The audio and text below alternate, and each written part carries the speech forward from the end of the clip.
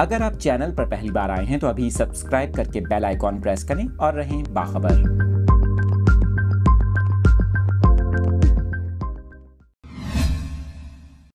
Updates आपके साथ share कर रहे हैं। आपको बता रहे हैं कि क्यूबा में वस्ती और मशरकी आबादियों पर शदीद बारिश और तूफ़ान ने तबाही मचा दी। आपको बता रहे हैं क्यूबा की हुकूमत ने सैलाब के हौलनाक मनाजिर जारी किए हैं। नाजरीन, आप अपनी स्क्रीन पर ये मनाजिर भी देख सकते हैं। देहात में सैलाब ने पुल गिरा दिए, जिससे कई देहातों का राब्ता मुनक़ता हो गया, जबकि वाक़यात में एक शख्स हलाक हुआ है। दूसरी जानिब आपको ये भी बताएं कि महकमा मौसमियात ने 2 रोज़ तक मज़ीद शदीद बारिशों की पेशगोई की है, जबकि आवाम से बारिशों के दौरान मोहतात रहने की अपील की गई है।